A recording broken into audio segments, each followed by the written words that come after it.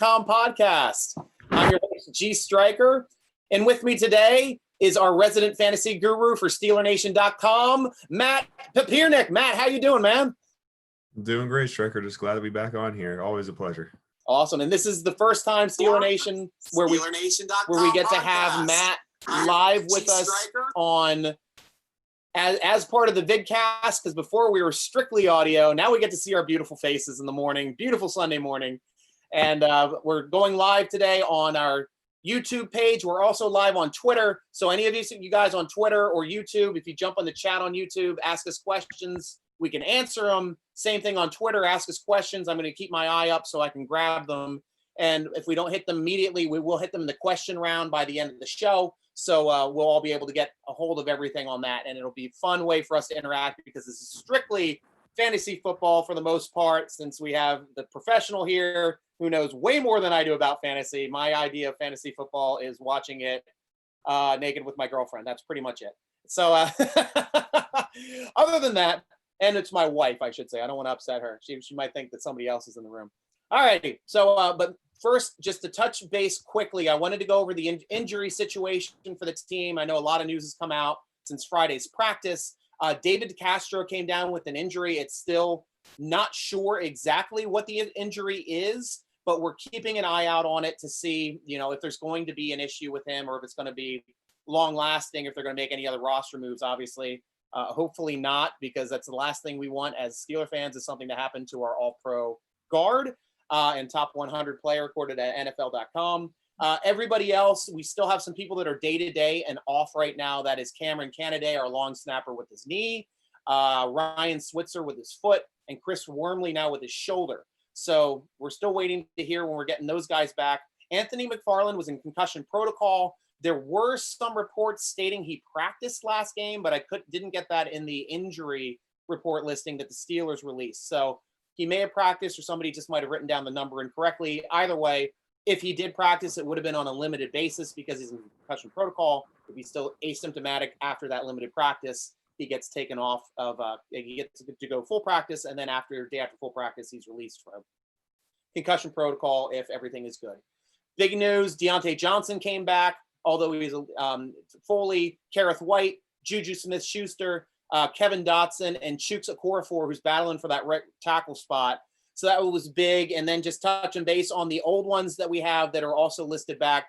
Pouncey came back, Derwin Gray came back, Robert Spillane came back, Bud Dupree, Wendell Smallwood, and Derek Watt has been mentioned by Tomlin directly as being kind of limited in practice because he had a shoulder surgery. But the good news is he's still practicing pretty much fully every practice. He's not listed as limited. They just kind of limit him probably in certain drills because they don't want to have to put any pressure on that shoulder until they're starting to see some real action, or until they get ready to sign up here for these first games. So that's the good part. We're relatively healthy. Everybody's kind of getting back, and we still have 2 weeks to go before meaningful football. So I'm getting excited. Matt, are you getting excited for some meaningful football? Oh yes. I saw my first college football game last night. It's just like it's getting the itch already started, and can't wait to see the Steelers suit up. Nice. Who was playing? To be honest, it was two smaller schools. I didn't really know either of them. I remember watching a 75-yard touchdown the first play, and I'm like, man, football's back. Oh, I know, and I hear you there. And one thing I wanted to touch base on was Coach Tomlin. He had a really powerful message on intolerance and social justice for the Steelers. I'll share my screen with you just so you can look at SteelerNation.com right here to see. I don't know why it's not allowing me. Oh, there it is. I just have to hit the button. So he had a powerful message on the field itself. He's flanked there by Kevin Colbert and the owner, Art Rooney II. The whole team is out there. Then they move to the middle of the field, and they're joined in prayer, and Vance McDonald leads them in prayer in the center of the field. All of them, as they see right now, they're approaching the center of the field. If you're on the YouTube, I'm just describing you on Twitter for the radio version. And but yeah, they had a really nice show of solidarity, catharsis to like kind of come together as a team to show how much they care. And the meaningful words by Coach Tomlin, too, couldn't have been more eloquently stated by an African-American coach as well. He understands he's part of this. He has to live with this every day, as well as a lot of his players. And it was really nice, not only for the entire team to be there, but the management, the ownership. This is a complete show of solidarity. And they're sitting there praying there in the middle of the field was moving for me when I watched it. I hope it was for you also. I know we got a lot of good feedback on both the forum and the Twitter stating that this was a really nice way to show some solidarity for the Pittsburgh Steelers as they come back and they try to find ways to deal with the social unrest that's going on, deal with the issues going on right now for injustices for the blacks and minorities. And it's really important that they are showing a good way to shed some light on this, to show that, hey, we are all in on this together, and we should be. And it's a nice show of unity, and it's a good show for the Pittsburgh Steelers. So kudos to Coach Tomlin and the team for putting that together. So moving on, it is now fantasy time, guys. So if anybody on Twitter, if you guys have any questions, anybody here on YouTube, I'll be checking it periodically to see if you guys join in the chat to ask some questions, and we'll be able to answer your questions as we come along. But first thing we want to go on, and Matt and I want to pick your brain here, because from a fantasy perspective, I want to know who your top 3 picks would be and your top 3 sleepers would be for the following positions. And we'll start off low. We'll work our way up high. And first one, I want to know who would be your top 3 kickers starting off. Yeah, so with kickers, it always varies year by year because kickers tend to get a little in their head sometimes. So they miss one kick and it can really drop them down a couple pegs. So my personal preference is always wait on kicker, let the top guys, go a little earlier than what everyone else needs. And I just try and focus on guys who are in good offenses. Good offenses lead the scoring points.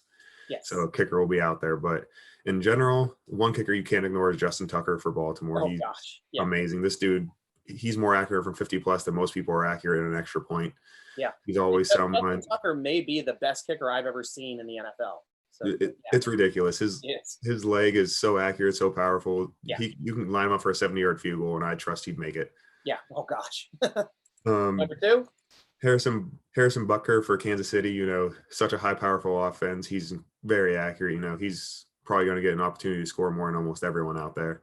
Yeah. And then also Will Lutz for New Orleans. The Saints are always going to be a great offense. And, with Sean Payton, they're always going to take the points when it's on the board. So you always know that he's going to have plenty of opportunities and they're not going to always risk it when they don't have to. So those are 3 kickers you just can't ignore. And, they are the best kickers. Still wait till the end of your drafts to take them. Don't be trying to reach for any of your kickers. Nice. So you got Justin Tucker, Harrison Butker, KC, and Will Lutz for New Orleans as your top 3 kickers. Who would be your top 3 sleepers then for kickers?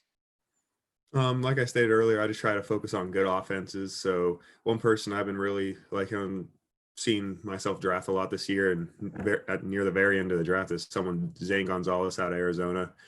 With that offense there, it's likely going to put up a lot of points, and their defense isn't the best in the league, so they're likely going to have to score a lot of points to stay in games anyways. Yeah. So he's someone that I just happen to always find on my team and always find at the very end. So he's been a really good sleeper for me, and I think he'll probably end up as a top 5 year.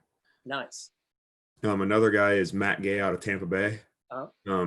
Obviously Tampa Bay put up a lot of points last year, even with Jameis Winston, and now they have Tom Brady, so going to get a lot more trips down the field that don't end in interceptions. When you don't throw 30 interceptions in a season like Jameis Winston did, you're going to have a lot more opportunities to score. Yes. And someone I have, he's a little farther down the list, but I think is going to surprise a lot of people is Chase McLaughlin. Okay. Out of Indianapolis. Their offense is going to be pretty solid this year. Now they added Phillip Rivers. They have T.Y. Hilton invested picks and some wide receivers and Michael Pittman Jr., Paris Campbell last year, drafted Jonathan Taylor. Their offense is going to be really good. So he's definitely going to be able to, get in range quite frequently. Perfect. So moving on to defense now. Who do you think are going to be the top 3 defensive picks right now for fantasy? Well, I think you may kick me off the podcast if I didn't say I thought the Steelers were going to be the first defense. So they're obviously number one. Yeah. I mean, they have a great defense. I mean, led the league in turnovers last year. We're up there in sacks. I believe led the league in sacks as well, or if not tied for first. So, sacks and interceptions are what leads to, a successful defense in fantasy. And I also tend to play matchups a lot with my defense. So them going up against the Giants in week 1, where Daniel Jones had a lot of turnovers last year, especially holding on to the ball, a lot of fumbles. Yeah. TJ Watt is very well at knocking out that ball, especially if the quarterback's willing to let it get hit out. So True. Another one I like a lot is obviously the Ravens. It doesn't matter. They lose players, and it just seems like they always have that next man up mentality, kind of like the Steelers. So they always just have a great defense. Great coaching, I think, goes into that. And then they play Cleveland week 1. So there's a lot of hype around Cleveland being improved, but they definitely had their struggles on offense last year. So it'll be a tough go for them week 1 going up against Baltimore. So I think Baltimore is definitely someone that, you could target early on. And then the last one, the Bills. They don't have, the star-studded names everywhere. Yeah. But they do have a lot of good high draft picks invested in that defense. They have a lot of, Pro Bowl and all pro worthy players that just make a very stout unit. They're not the flashy unit, but they just consistently hold teams to low points. That's why they were able to be good last year. That's why Josh Allen with his freelance was able to kind of will them to a couple wins. But they also faced the Jets week 1. So Sam Darnold can be a little turnover prone at times, especially being a young quarterback. Doesn't have a lot of weapons on the outside that are proven. So I think the Bills are definitely someone that the team people should go after. Great. So Steelers, Ravens, Bills in that order. Then who would be your top 3 sleeper picks? Like I said, I like to play matchups a lot. Kind of like the kickers. I kind of just make sure I've got a good matchup. So, but some teams who could, maybe improve no matter who the matchup is. One team I like a lot is the Bears. Last year they were heavily talked about, but they had some injuries. Their offense was pretty poor. Yeah. So their defense got worn down throughout games, but they still have, they have Mac out there still. They still have a lot of other players. They know how to get after the quarterback. Yeah. They're an opportunistic defense, and I think they're someone that can definitely, surprise a lot of people and get back into that top 5 if the cards roll in their favor this year. Nice. Another sleeper pick I like is the Cowboys. They lost a lot of pieces. Byron Jones signed elsewhere. Some other players disappeared as well from this offseason, but they still know how to get after the quarterback. They still can cover on the outside. It's, they have some questions in the secondary. So if they can limit some of those big plays, they have a good chance that they'll outperform their draft value, because I don't believe they're getting drafted in a lot of leagues right now. They're on that fringe. So I think they could definitely be a top 10 defense by the end of the year when it's all said and done, especially, playing in the NFC. Some of the teams over there, they like to throw the ball away a little bit. Yes. So last one I think is not really on many people's radar as well as the Seahawks. Oh, wow. They don't have a lot of big names on their defense anymore either. They went from the Legion of Boom, kind of fell apart a little bit, but now they're building it back up. They're getting, they have a lot of good pieces there. And, a lot of people are sleeping on them as a whole because all they think about is Russell Wilson and that offense now. But their defense is not something we messed with. They performed better in real life last year than they did in fantasy. But, I think, if you perform well in real life on defense, you're bound to eventually, put up some fantasy points, because limit points, people are going to need to start passing the ball. You're going to get some sacks. You're going to get some forced balls for interceptions. So, yeah, those are 3 that I'm definitely looking for, because I like to wait on teams for the defense. So that's who I'd target. Nice. And of course, they do a smart job too in Seattle of understanding their defenses. And then, so Carroll's probably doing a good job of rebuilding out there anyway. So moving on, now we're starting to get to some skill positions. Want to know who your top 3 tight ends would be? The top 2 are very easy. You got Travis Kelce and then George Kittle. Yeah. They kind of go hand in hand. They kind of go hand in hand on who you can put number 1. I tend to prefer Travis Kelce just because Kansas City's offense is a little more explosive. Yeah. George Kittle, I think, is the better all-around tight end, but Travis Kelce, you can't deny it. He's essentially he's what I call the Jimmy Graham of 2020 versus where Jimmy Graham 10 years ago was an all pro, but he just, no matter what, can't cover him with a safety, you can't cover him with a linebacker. Mm. You got to almost, put your best cover man on Travis Kelce, but in that offense, you can't do that. So yeah, he's my number one. And George Kittle, he's just a tremendous all around tight end. Yeah. He reminds you of like a 1980s tight end that just happens to have the athleticism of a 2020 tight end. So he's like the best of both worlds. No coach will ever hate that, and no fantasy team will ever hate that either. Yeah, truth. So then number 3? Yeah, the third spot, it gets tossed around a little bit. Some names are out there. Mark Andrews is out there. Darren Waller's out there. But I tend to prefer Zach Ertz. Yeah. For the Eagles. I know they have 2 tight ends that could obviously be top 10 in Dallas Goedert. Not sure how you pronounce his last name, but Zach Ertz, he's just game in, game out. He's going to get you those 5-6 catches, those 60, 70 yards minimum. He has a nice floor, especially when you're looking for a higher tight end. You want to make sure you're getting your 8 to 10 points every game, no matter what. And he's going to get you that. Plus, he's still going to have his blow up games as well, being in an explosive offense with the Eagles and Carson Wentz. Nice. So Kelce, Kittle, and Ertz are your top 3. Who are your 3 sleeper picks then at tight end? Yeah, these are some guys that I end up with a lot of teams as well, because like some of the other positions that we already went through, I tend to wait on tight end. So one guy I like a lot is Hayden Hurst for Atlanta. Yes. They lost Austin Hooper this year, and a lot of his work wasn't because he was necessarily, a star in that offense, but because Falcons were behind a lot. They had to air it out a lot in the second half. So that really helped Hooper, especially in fantasy. And I think that the same thing's going to happen for Hayden Hurst. Their defense didn't get a whole lot better. Falcons still are going to have to put up a lot of points, especially in the second half, possibly being behind. So Hayden Hurst didn't necessarily have the opportunity for the Ravens, but the Falcons obviously saw something there, willing to trade for him. So being the number 1 there, I think he's going to be in a good opportunity to put up some points. Yeah. Nice.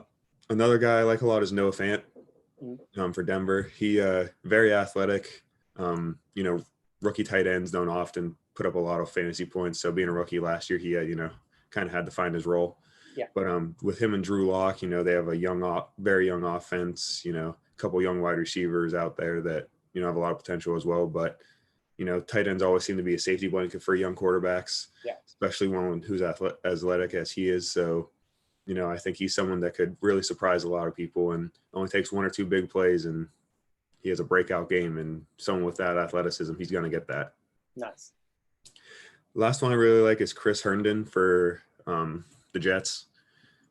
He had some issues, on and off the field last year, missed a couple of games, but he really came on strong when he was playing, especially when he had Sam Darnold in the lineup, because Darnold obviously missed a few games last year as well. So those two together, they had a pretty good chemistry. And same thing as with Drew Lock, Sam Darnold, he's going to want to rely on that tight end. He's going to want to rely on that guy in the middle of the field. Yeah. So, he's someone that I think Darnold's going to try and rely upon as long as both can remain on the field, for most of the season. So pairing him in the middle of the field and with a young quarterback that an offense is going to want to go through, I think it's a chance for him to sneak into the top 10 where he's not being drafted in a lot of leagues right now. Wow. So do you have any opinion then, since we're still on tight ends, about somebody like Gronk in Tampa Bay being reunited with Tom Brady? I think he's definitely going to have his games where he's going to blow up like he did in the past, but I don't think he's going to be asked to handle full workload. I don't think he's going to be asked to, get his 80 catches a year for 1,000 yards and 12 touchdowns. I don't think he's going to be asked to play all the snaps. He's had some injury history. He looks thinner now, which is great. So maybe hopefully that takes some wear and tear off him. But they still have another solid tight end in O.J. Howard, so I think they'll be able to rotate them in and out a little bit, keep Gronk fresh. And Tampa Bay's offense, Gronk never had to play with so many weapons around him. Gronk was always the focal point, even with Tom Brady. Now he has Mike Evans around him, Chris Godwin, O.J. Howard. There's a lot of other places that the ball can go. So it should help Gronk in where he won't have to do so much work, but I don't think they're going to rely on him to be the go-to guy game in and game out. So I think he's more of like a back-end starter at this point, but he tends to go a little higher, mainly because of his name. Gronk's one of the greatest tight ends of all time, so it's hard not to want him. So from strictly a Steeler perspective, I know that they're heavy now at tight end with Vance McDonald and with Ebron both manning the tight end spot. So who would you think would benefit more out of the Steeler offense from a tight end perspective strictly for scoring? For fantasy, it's tough. Anytime you have to divide up the workload a little bit, it always worries you because, it's hard enough for tight ends to put up enough consistent production to really be fantasy stars, especially when now you have to share it with another guy who, both of them are probably top 10 of their position in the league.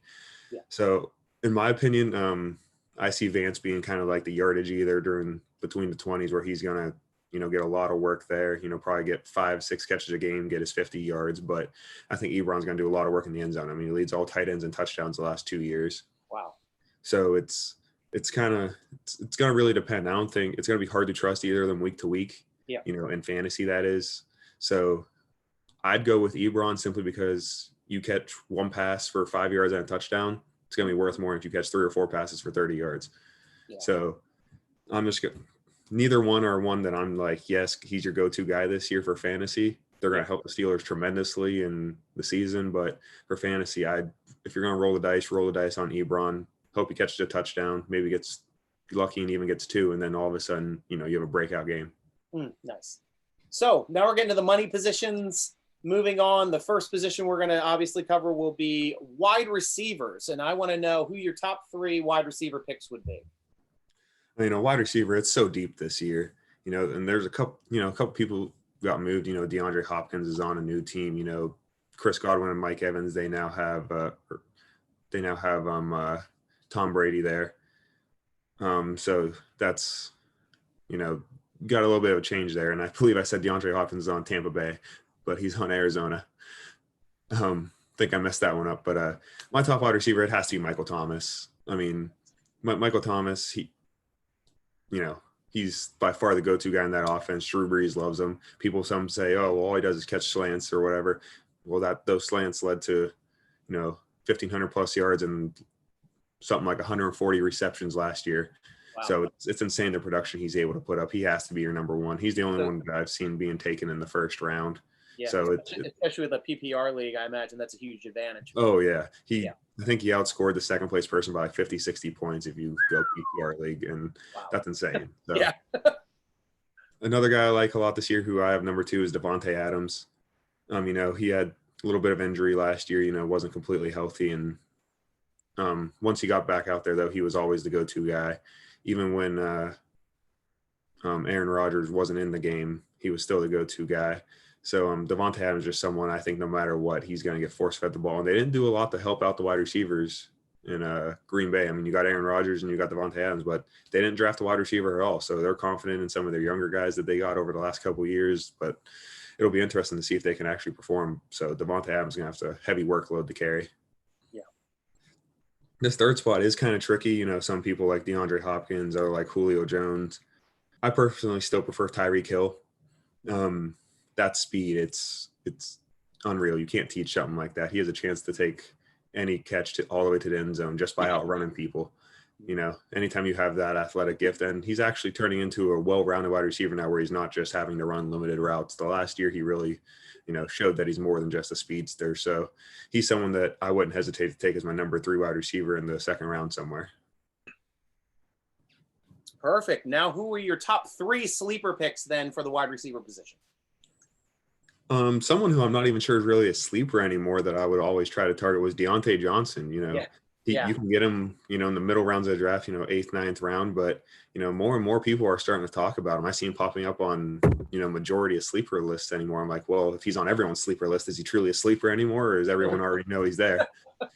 So he's someone who I think could do well, but he's borderline not that sleeper worthy anymore. But, you could still get him in the middle rounds of your draft him as your wide receiver 3 or 4, and he could, easily put up wide receiver 2 numbers, be the second wide receiver on your team. Another guy I like a lot who pairs with the number 1 guy on the list is Emanuel Sanders. Now he's in New Orleans. They had a couple guys sliding in and out, to be that number 2 guy for Michael Thomas over the last few years, but no one with the track record of Emanuel Sanders. I think he's going to give Drew Brees that second security blanket. This way Michael Thomas can be more free to not always be the, go-to guy for Brees, where he can run some deeper routes and not have to worry about, where Brees is going to go the ball elsewhere. So I think Emmanuel Sanders is going to get a lot of those catches that, Michael Thomas might have gotten previously. Yeah. One other guy I like a lot, Desean Jackson. Oh, wow, really? Not go. It's kind of surprising, and people were wondering if he's going to be on a team after he got into some trouble with some of his comments he made. We're not going to quite go into all of that, but he made some comments and people thought that the Eagles might cut him, but he's still on the team. And, he got hurt after week 1 last year, wasn't quite the same. Even when he did play, missed a lot of games, but when he did play with Carson Wentz, those two had big plays all over the field. I mean, in Desean Jackson, there's no shortage of big plays, even with, speed like that. And somehow, some way, they know he's running deep, but somehow they can't cover him. Doesn't matter. Wow. So he's someone who, dart throw at the end of the draft who could blow up literally any week for you. He could easily go out there and get 150 yards and 2 touchdowns anytime he's in a game. So as long as he stays healthy, I think he's definitely someone that's worth, just picking someone off the board at the end of the draft. Nice. So I'm going to give you the choice here. We've got running backs and we have quarterbacks left. Who do you want to save for last? Let's save running backs for last. Running backs are always the premier position that you got to worry about in fantasy because there's a shortage of elite running backs. So we'll save that for last and keep our listeners waiting for more. Perfect. And let's go with your top 3 quarterbacks, probably the first one being the guy from Kansas City. Yeah, there's 2 at the top, and you can go hand in hand which one you want. But Patrick Mahomes is the one I'm always going to choose. Number 1, he has a little bit more arm talent than the other one, Lamar Jackson, but main reason is I think from a health perspective, I trust Patrick Mahomes to stay healthy, better chance of that because he's not the runner. I know he got hurt last year, but it was a freak quarterback sneak injury. Yeah. And he still came back and was still a top 10 QB by the end of the year, even though he missed a couple games. So when you have someone that's an MVP in his second year and can throw 50 touchdown passes at the age of 24, you got to go with him. That offense still has a million pieces, Tyreek Hill, Sammy Watkins, Travis Kelce, drafted Clyde Edwards-Helaire, their offense, they're going to put up 30 points a game and it's going to be fun to watch. Then obviously the other one, Lamar Jackson, Steelers fans hate to hear it, but he's a good quarterback. He gets running back numbers too with all the touchdowns and rushing yardage he gets. Oh yeah. And that's why he's so valuable in fantasy. Some people thought he would, only be a runner though, but no, he's proved that he could throw at least well enough to, put up some big numbers and lead his team to victory rather easily in a lot of games. But his running ability is insane. He makes, people look silly in the open field sometimes. So like I said, my only concern with him ever is when you run as much as he does, just takes one hit just for you to become kind of ineffective. So even if you're able to stay in the game, it's a big part of his game to run. So even if he's in there, but he can't run that well, it's going to be a downfall for him. So still wouldn't hesitate to take him on my fantasy team. I'd gladly have him. I had him last year and it worked out for me, but just always that little bit of, got to be a little more conservative sometimes when you're putting a top pick in someone. Okay. And your third quarterback then would be? This one's a tough one. There's a lot of good quarterbacks out there, and they're all kind of in similar mold. You got Deshaun Watson, Kyler Murray, all kind of a little shifty and running. Yeah. But I personally prefer Russell Wilson. Mm-hmm. He may not always end up as that top 3 quarterback, but he's always right around that top 5 range. You know what you're getting.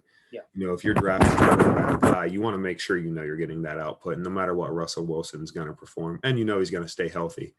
Deshaun Watson, he's had some, he's always battling through an injury, so he doesn't miss many games, but he's always out there.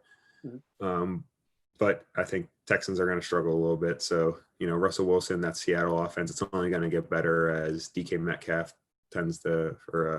progresses, and still got Tyler Lockett out there, and their offense led by him is just something special to watch sometimes. Nice. And then, so now we've gone over your top 3 quarterbacks. Who would be your 3 sleepers this year for fantasy? Someone I'm surprised who's kind of all been slept on in the last couple of years in fantasy, and he's been up and down, but they're really writing him off this year, is Aaron Rodgers. Oh, wow. Aaron Rodgers, you could argue he's still top 3 quarterback in the league. His arm talent is amazing. He just doesn't always have the pieces around him. But I think he's going to be motivated this year to, prove everyone wrong that he's not an elite quarterback anymore. And, he tends to always have, when you put a chip on someone's shoulder, kind of is almost in that Ben Roethlisberger mindset too. Some people are writing it off that when you have that chip on your shoulder and you're kind of the not talked about guy after being that elite guy, I think it's, they might, awaken a beast in Aaron Rodgers, and it's going to be something interesting to watch as, if he can really kind of resurrect what's been kind of a down year or two for him. Another guy I like a lot is, unfortunately, another Patriots quarterback, Cam Newton. Wow. Missed last year because of a shoulder injury, kind of was written off, took him forever to sign with the team this offseason, but Patriots came and picked him up for a cheap deal. And, Cam Newton's always been great in fantasy just simply because he's always going to get his rushing touchdowns. He's arguably the best goal line runner in the league, running back or quarterback. Wow. So he's, you always gotta respect that down there for an opposing defense, and that's going to lead to big fantasy points. So Cam Newton's someone who, not even being drafted in all the leagues, but, he's a former MVP, physical freak. He's someone to watch out for. And I think if him and Bill Belichick are both motivated to prove that, they got what it takes. Bill Belichick to do without Tom Brady, and Cam Newton to prove that he's still an elite player in this league. So anytime you got that motivation, definitely something to watch. Last one is someone who really I haven't seen drafted at all yet in the leagues that I've been in or in any mocks I've been doing is Drew Lock for the Broncos. Huh? They going into his second year, they don't have that proven veteran team around them.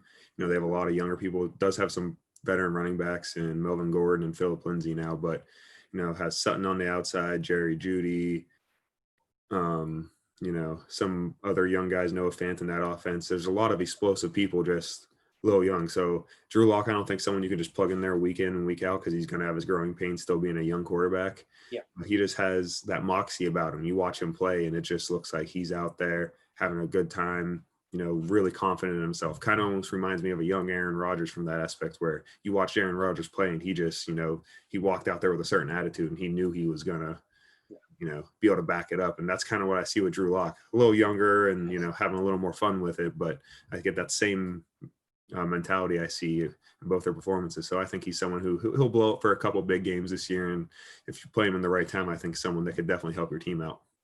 Nice. And then your last choice? Oh, that was your three sleepers. Yep. Yeah. Aaron Rodgers, Cam Newton, and Drew Lock. Now we're moving on to the money ball position that most people win their fantasy because of their running backs. Who are your top three running backs? Number one, it's hard to ignore the Christian McCaffrey, how well he did last year. Got 100 catches, had 1,000 receiving yards, 1,000 rushing yards. His output was unreal, and he did that with very poor QB play and Kyle Allen. No offense to Kyle Allen, but it just he was Christian McCaffrey had to be the team. He had to carry that offense. Wow. It's a little worry on that wear and tear, coming into a year after that, but he's been so durable, and since he's able to catch the ball in space a lot and not always have to just run it between the tackles, I think that definitely helps him long term, and I don't think you can go anywhere else with the number one pick.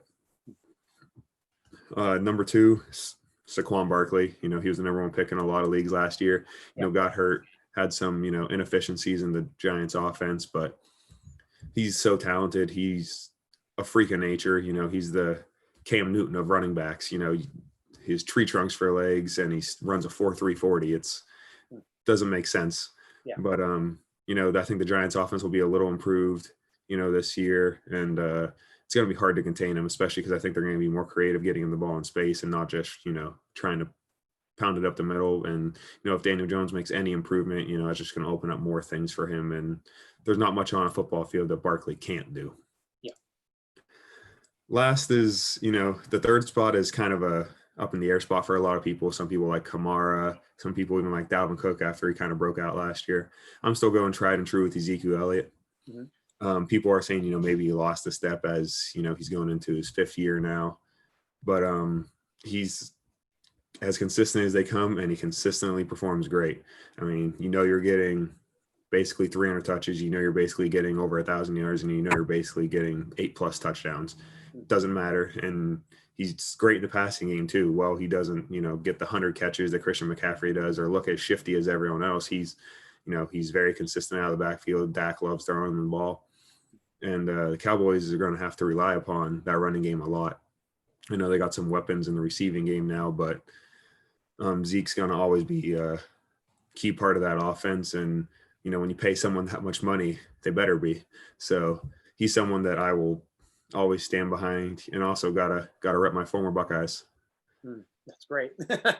So we got your top three. So let's hear your three sleepers now at running back. Running back's hard to find, some good sleepers sometimes because, there's a lot of committees anymore. There's not a whole lot of running backs that are, owning kind of, the workhorse workload. So someone who's kind of not really talked about, even though he's one of the best running backs of all time, is Adrian Peterson. Hmm. Darius Geis is no longer on the Redskins. They released him after some off the field stuff. So it's really just him and Bryce Love, in that backfield. They really don't have many other people to compete. And Peterson did well last year and, being able to really kind of help out that Redskins team with, some questions at quarterback. They weren't sure how Dwayne Haskins was going to play being a rookie. So I think they're going to really lean on the veteran, even though he's 35 years old, he's still playing at, a high level. And I think he's going to be the preferred option, trying to help Dwayne Haskins. You got this rookie quarterback that you have this pick invested in. So you're going to want to, have your veteran running back that can help him out, be that consistent security blanket, whether it be, what you're going to get in the running game or pass blocking, identifying, not making mistakes. So I think he's still got a little juice left in those legs. A second guy would be, I like Benny Snell Jr. Oh, wow. Wow. Nice. Yeah. So a lot of reports coming out saying that he's kind of slimmed down a little bit, trying to work on explosion, kind of a la Le'Veon Bell in his second year.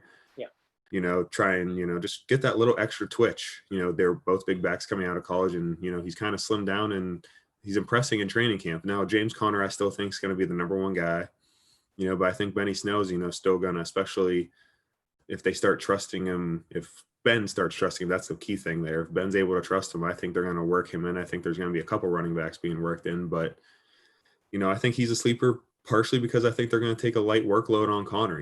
They know he's dominant when he's healthy, but, he's always kind of been a little dinged up throughout his career. Last year missing a few games, but, I think if they lighten his workload and give Benny Snell some, especially if it's near the goal line where you don't got to take all those hits, put them all on Conner, I think Snell's someone who can surprise a lot of people this year. Nice. Then lastly is another wily veteran in Lesean McCoy. There you go. I liked him last year too, and he played well for Kansas City when he got the opportunity. Still showed he had a little bit in those legs, but now he's in Tampa Bay with Tom Brady and, that explosive offense. Not a lot of proven stuff around him. Some other young running backs that haven't really ever seized an opportunity yet. Yeah. So, I think Tom Brady's going to prefer the guy that he knows he can rely upon and rely as a check down. Tom Brady loves targeting his running backs in the passing game, as you see through his years in New England. So I think Lesean McCoy is someone who's going to surprise some people because both him and Tom Brady got something to prove that they still got something left in the tank. Yeah, and Andy Reid knew it when they drafted him back when he was the Eagles head coach. I mean, he's one of the best running backs out of the backfield, in recent history. I mean, he's just really effective out of an athletic getting downfield, not just strictly a screen receiver, but he can actually run some routes and get open and get separation. He's a smart receiver. So yeah, definitely. And he's so shifty when he gets the ball in his hands. I mean, yes. it's ridiculous watching some of the moves he's able to put on people. Nice. So we've gone over all of the positions then. Do you have a pecking order then from your top 10 going from 10 to 1 or 1 to 10? How would you want to do this? I can go 10 to 1. It kind of all depends on, how everything falls before you too. Yeah. But, it's, you got to almost kind of feel it out. But most of my top 10 is running backs. Yes. I got in my top 10, I got 9 running backs in there and 1 wide receiver. You got to make sure you shore up that running back position early because there's not a whole lot of them. So I'll start at 10 and go down to 1. Yes. My number 10 running back here is Miles Sanders, for the Eagles. He's someone that, is going to be given the opportunity, and he was given the opportunity through the second half of the year, carrying the workload with Jordan Howard, kind of taking a back seat. So I think he's definitely going to be someone that can help carry your fantasy team. The Eagles offense has a little bit of question marks around it, but anytime you're going to get that much opportunity, it's good to have him. Good. Number 9, I have Derrick Henry. A lot of people have him higher, especially after how he carried the Titans last year. Yes. But he got a heavy workload. He has to be a bruiser. There's going to be a lot of hits on that big body. Yeah. And they also drafted Evans, out of Appalachian State. So I think they're going to try and, reduce his workload a little, but he's still going to be the main guy. He's still going to get his 250, 300 carries. But, I just don't think, they're not going to run him till the tires fall off like they did last year as they went through the playoffs. Yeah. Number 8, Nick Chubb. Nick Chubb's a very talented running back, one of the top running backs in the league talent-wise. And I would have him higher if it wasn't for, another talented running back on the Browns and Kareem Hunt.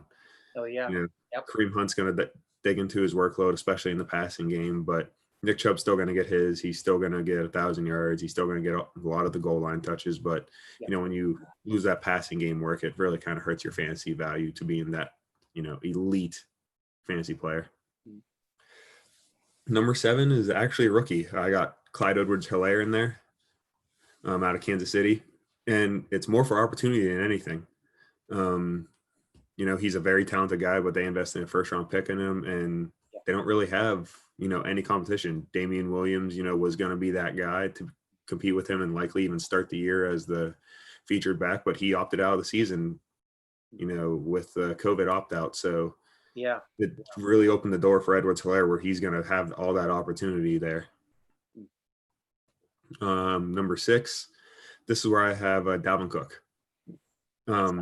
He had a great year last year, really impressed.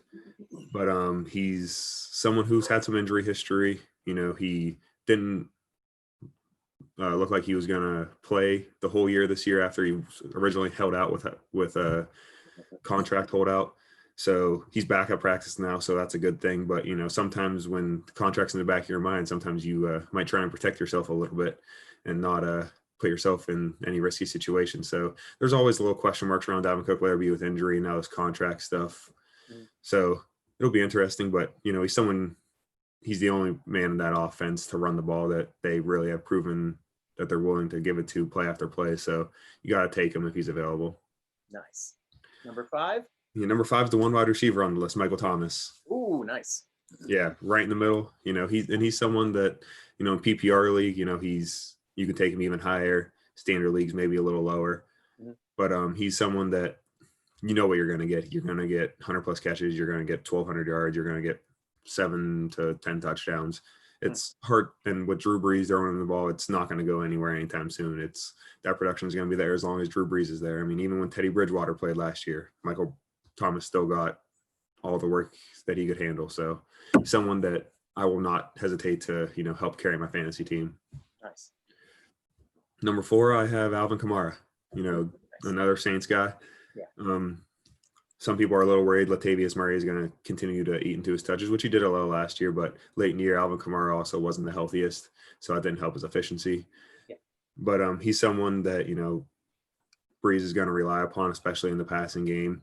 And, he's just as good as a runner. People just don't always talk about it because he's always had that second guy with him, whether it be Mark Ingram or Latavius Murray. But Kamara's definitely an elite talent in this league, and I think if he ever was given the 100% workload, he could be that Christian McCaffrey getting close to 1,000. And then we went through the top 3 running backs already, but it's going to mimic that a little bit. But Zeke at number 3, Ezekiel Elliott for Dallas. Like I said before, dominant runner, consistent. He's got that contract and he still looks motivated. So he's someone that's going to have to help carry that offense if they want to do well in the season and make it into the playoffs. So there's going to be no shortage of workload for him. Yeah. Number 2, Barkley, talented as ever. Hard to deny him in fantasy. I mean, I've seen some people even taking him number 1 above Christian McCaffrey. I don't know how you can do that this year with the year Christian McCaffrey just had, but, he's probably the most talented offensive player in the league just from pure skill set standpoint. So it's hard to argue with him at number 2. The number 1, Christian McCaffrey, he just had one of the best fantasy seasons of all time for a running back, getting 1,000, short of the Sean Alexander and LaDainian Tomlinson, touchdown breaking years. Yeah. There's not many running backs that put together a season like Christian McCaffrey. So you just have to take him number 1. And if you don't, you must know something I don't if you don't. So nice. Well, thank you so much for sharing all this awesome fantasy news with us, because obviously, I'm a rookie when it comes to fantasy football. I don't play it often, but I know we have a lot of Steeler Nation that love fantasy football. So we're so happy to have, obviously, our guru here, Matt Papiernik, to be able to explain to me and everyone else all the fantasy aspects, because it's just such a passion for him, and we love having you too. So now it's time on our show for questions from Steeler Nation. And we got a couple questions here. One from Drink Iron City from the Steeler Nation forum on SteelerNation.com. And he says, I see Ben Roethlisberger being a pretty high fantasy pick. I'm not going by media accounts, but a gut feeling as Steelers fan who see the hunger of said quarterback. How do you see Ben Roethlisberger producing on the field this upcoming year? He's one of those guys that's just going to come down to if he's healthy or not. I mean, if he's able to remain healthy, he's going to be a top 10 quarterback. I mean, his last healthy season, he had 30 some touchdowns, 5,000 yards, he put up big numbers. I don't think even if he is healthy, he'll, have to put up those gaudy stats, partially because, Antonio Brown's gone. It's hard to replace someone like that and get that same production out of your quarterback. But, I think they'll lean on the running back a bit, but I think if he's healthy, he'll slide into that 7 to 9 range, back end starting quarterback that most games you don't have to hesitate about starting him. But big question is going to be health. If he stays healthy, he'll be worth owning. And he's as motivated as ever to prove everyone that he can still be a Super Bowl winning quarterback.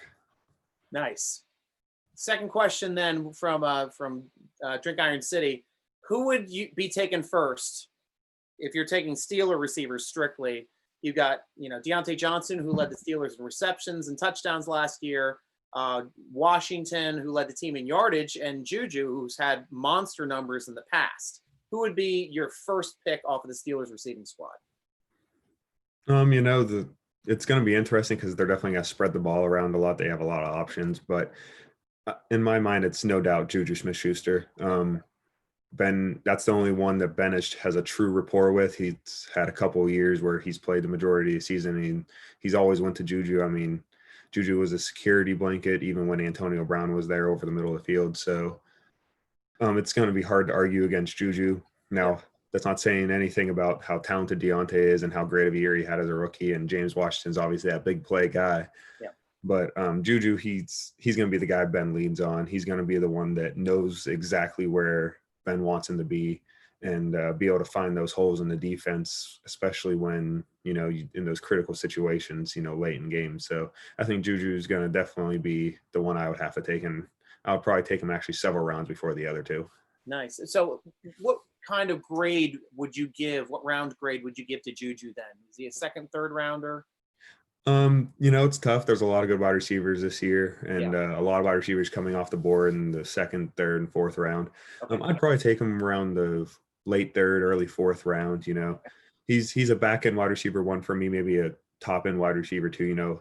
I wouldn't necessarily want to invest a too high of a pick on him just because they're going to spread the ball around a lot. If they didn't have Deontay and it was just him and James Washington, it was looking like it was going to be before the draft last year, I'd probably put him a little higher because he would be leaned on a little more. But simply because they're going to spread the ball around, probably around the fourth round is where I'd target him. But okay. He's going to be Ben's go-to guy, and he's really going to help the Steelers this year. Yeah. So now for my personal interest, because since you've already selected Juju first, now you got Deontay Johnson and James Washington. Who would you take out of those two at next if Juju is off the board? I'm going Deontay, and that's not a knock on James Washington. James Washington played great last year, and even at the end of 2018, he started building a little bit of a rapport with Ben near the end of the season. But James Washington's more of that big play guy. He's going to be open down the field. They're going to be looking to, get him on those 50-yard catches, deep down the sideline a lot more often than some other players in that offense. So I think Deontay's just going to be the more consistent player. Nice. Probably get, close to 1,000 yards, 70 catches, 80 catches, something like that. Whereas I think James Washington, he might get more touchdowns because he's going to be a big play guy, but I just don't think he's going to get the same number of looks as Deontay Johnson. And then the next question is, a friend of mine asked if he would carry two defense/special teams. And he said no. If he had the Steelers and the waiver wire and the bye weeks in hope of rostering a playable player instead for that off week. So what is the advantage of carrying two defenses versus having an extra player, and then when your defense has a bye week, you just pull it off with a waiver wire? I tend to agree with him. I only really carry one defense, and Okay. He's obviously a Steelers fan, so he's looking to try and carry the Steelers most of the year. So it's always beneficial to be able to carry an extra running back or wide receiver, because it's a lot harder to find those guys, on the waiver wire that are truly gonna be able to help your team. Whereas if you just need to fill in for the Steelers bye week, 1 week, you just can just try and play matchups, even if you have a lesser defense.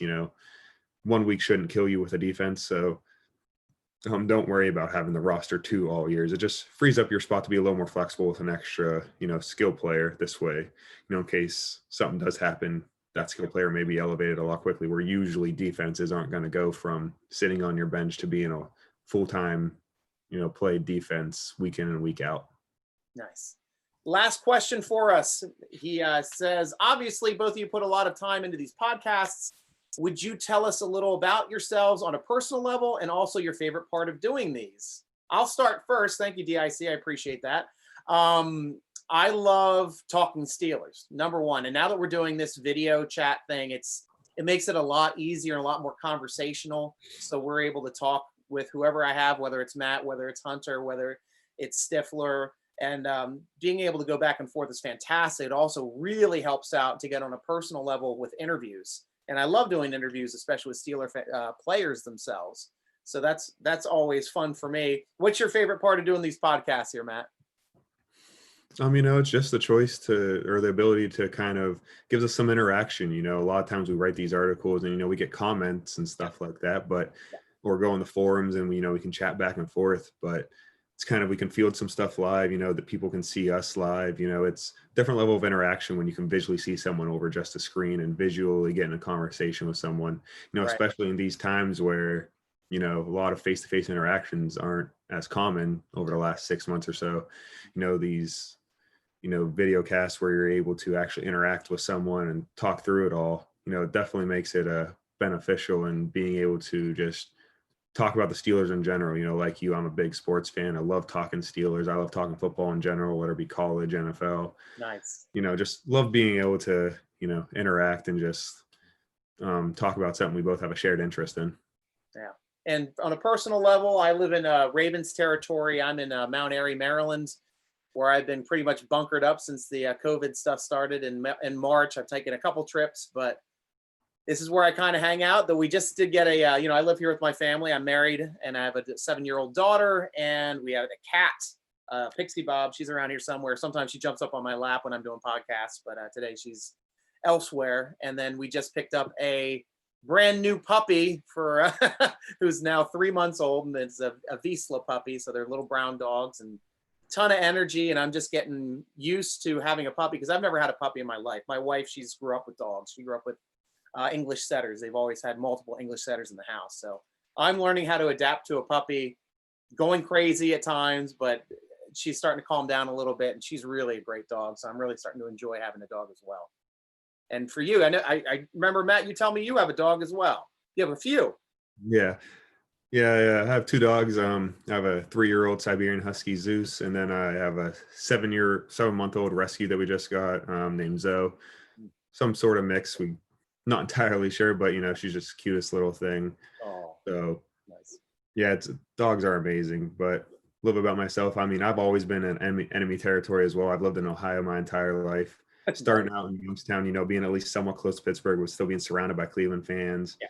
Being in Columbus for my college years, getting both the Cleveland and Cincinnati aspect, just kind of ganging up on the Steeler fan. And then now living actually just outside of Cincinnati, I'm getting farther and farther away from the homeland of Pittsburgh. So it's, a little difficult sometimes, but yeah, like Striker said, I got my 2 dogs, just got married recently, about 5 months ago now. Don't tell my wife, I can't remember. And had a COVID wedding, with limited people there. And so how did that work out for the COVID wedding? We originally had a wedding planned as a destination wedding in Florida. So we originally just shrunk it down to be a smaller amount because Florida had a little less restrictions, but then we eventually just postponed it till next year and to have like the big reception and everything. But we ended up just going to Ohio State's campus, and live streaming it on Facebook with only, I think there were 7 people in total at the event, which was her Wow. parents, our officiant, one of my groomsmen, and our photographer, Wow. and my dog Zeus as well. He was in there. Nice. So, but it was Was beautiful. Zeus the ring bearer? We wish. He gets a little distracted sometimes. I didn't want to Okay. run off with the rings. Yeah. It was beautiful being there on Ohio State's campus. It means a lot to me. And it's just being able to take it by the stadium, being over by we had a beautiful lake with a fountain in the background for the live stream. And, it was still ended up being everything that we wanted to be. And more importantly, everything she wanted it to be. Yeah. Oh, that's great. And I'm glad because it's so difficult. I've had friends that have to keep postponing their weddings because they wanted to have the big wedding with everybody there. And I'm glad that you made it work out, and you made it work out for both your family. And it's very smart to do a live stream. That's awesome. So, yeah. Matt, love having you on the show. Thank you for educating me in fantasy football. As always, Steeler Nation, you got to follow him on Twitter at Matt_Papiernik. That's at MATT_PAPIERNIK. The links will be on our podcast locations, but he writes the best articles. He's done some mock drafts as well. Used to do them weekly there on the site. And always a pleasure to have you, Matt. So thank you very much for joining the show. It's always a pleasure to get on with you, Stryker. It's been a good time, whether it be just audio or being able to now chat with you live and share with all our fans. It's great to be on here. And you made it through your first vidcast. You did great, man. Yeah, the laptop didn't die. I didn't have any, technical difficulties. It's always good when everything goes smoothly. That's great. That's great. Have a good one then, Matt. Hey, Stryker. You too can get a great unique gift on the SteelerNation.com gear page. We have every size and color choices to satisfy all of Steeler Nation. SteelerNation.com is the best site for fast, unique Steelers content on the interweb. Check out the podcast button. Click on it, listen to one of our many interviews, or click on the forum button for the best football discussion on the internet. Subscribe to the Steeler Nation YouTube channel to watch these vidcasts, get the live alerts as we pop up, or to go back and watch them in the past. And forget to see our video uploads.